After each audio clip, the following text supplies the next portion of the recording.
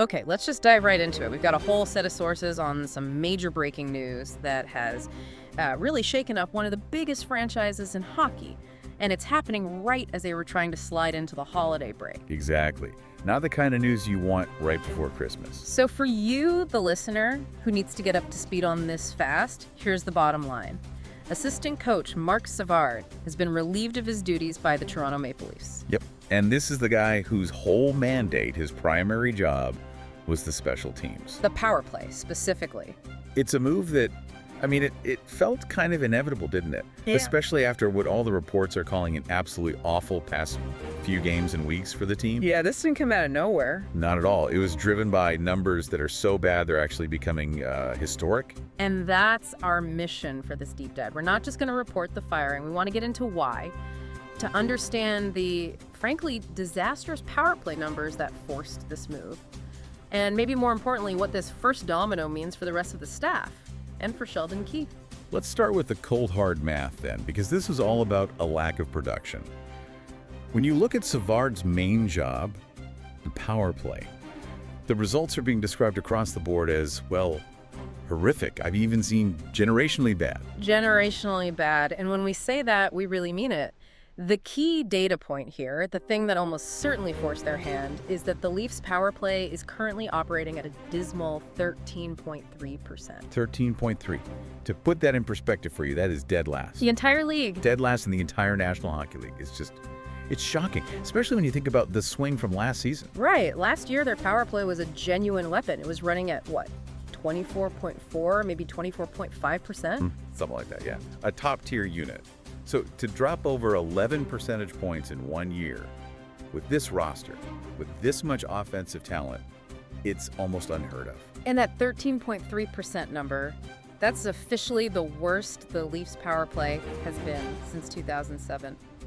Just think of the lost opportunity. Well, look at the top of the league. You've got the Edmonton Oilers right now clicking at a blazing 33.3%. A 20-point difference. It's massive. That difference from 33 down to 13, that's goals, that's momentum, that's potential wins just being thrown away every single night. You're talking about, 12 goals on 90 chances? That means for almost 9 out of every 10 power plays, you're getting nothing, just frustrated players. And usually chasing the puck all the way back down the ice. Exactly. So what was the final tipping point here? Was it just the slow burn of that bad percentage, or did something specific finally break this week? It seems like there was a catalyst. Yeah, the reports this morning are pretty clear on that. The thing that really solidified this decision was that recent 3-game road trip. Oh, that was brutal to watch. On that trip, the Leafs went a stunning 0 for 10 on the power play. 0 for 10. That's not just a slump. No, that's a complete systems failure. And I think the organization just decided they couldn't go into the holiday break without making a change. So let's dig into that, the system itself, because the percentage is one thing, but the reporting suggests the failure here goes way deeper than just, guys missing shots, right? That's the crucial part of this conversation. This wasn't bad luck. It wasn't just poor shooting. It was systemic. The sources are all pointing to these specific in-game failures that go right to the heart of Savard's structure. Like what were those failures that just kept popping up? The biggest one was the inability to get clean zone entries. If you can't even get into the offensive zone with possession and get set up, your power play is dead before it starts. So they're just chasing dump-ins the whole time. Constantly. They were always chasing the puck back down the ice, fighting for it on the boards. There was no organization. I saw one analysis that said the Leafs are genuinely one of the worst teams in the league when it comes to just time spent in the offensive zone on the power play.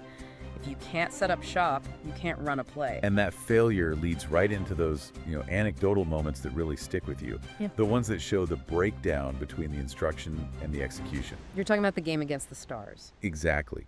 The moment where Savard is on the broadcast. He's at the whiteboard during a commercial break, clearly drawing up a very specific play. And then what happens? The team goes out for that power play, the very next one, and they don't even manage to get a single shot on goal. Ooh. That's a damning visual, isn't it?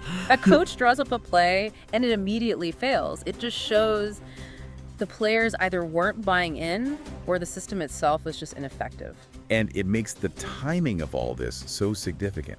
Remember, he was hired back in June of 2024, specifically to take over this power play, to revitalize it. And the crucial detail in multiple reports is that the power play has actually gotten worse since he took over. That directly links the problems to the structure he was trying to implement. Which is why he was the most obvious candidate to be let go. The first domino, as they say. Right. And that brings us to the organizational strategy here. Because like he said, this wasn't just about the numbers. The insider chatter was getting really loud. People like Elliot Friedman were all saying a move was coming and that Savard was the obvious and first domino that could fall. But what's so fascinating here is just how unusual this kind of firing is. I mean, it is extremely rare, we can't stress that enough, for an assistant coach to be let go mid-season all by himself. Without the head coach, Sheldon Keefe, also being involved somehow. Exactly. Usually this is part of a bigger shakeup. So what does that rarity tell us? Why does it matter that he was the only one? Because it's a signal. It tells you a lot about the management pressure and who's really in charge now. This move screams that the new management GM Brad Treliving and CEO Keith Pelly, they are not afraid to make moves. They're sending a message. Message to the whole team. To everyone. They're saying, we see the problem, we know where it is, and we're taking action. And it's also the easiest move to make, isn't it? Firing an assistant is, you could say, a way to find a scapegoat if you're not ready to pull the trigger on the head coach just yet. It is. It's the path of least resistance. But this action, by its very nature, it just begs the next question. Is Sheldon Keefe on the hot seat now? And the consensus seems to be yes. The analysis suggests that while he was spared this round, if the team keeps struggling, yeah, the answer is probably yes. He's the next one up if this doesn't improve, and fast. And you can feel that pressure from outside the organization, too. Just look at the reaction online. Twitter, Reddit, the second the news broke, the fan sentiment was immediate. It was, this is not good enough still. All right, they want more. They're pushing for those bigger, more sweeping changes. And management absolutely knows that. They feel that external heat. Which leads us to the most critical strategic update in this whole story, which came out late yesterday from Pierre Lebrun. Okay, what was that? He reported that the Leafs are not immediately replacing Marc Savard. They're going to proceed in-house for now. Whoa, okay, that changes the whole dynamic. So if they're not bringing in a new specialist with a new system, what's the strategy? What are they trying to do? It's a calculated move. It's a moment of accountability. I think the organization wants to step back and just see what happens. They're testing the room. They're absolutely testing the room. They want to see if firing Savard sends that necessary jolt or message to the players and the remaining coaches.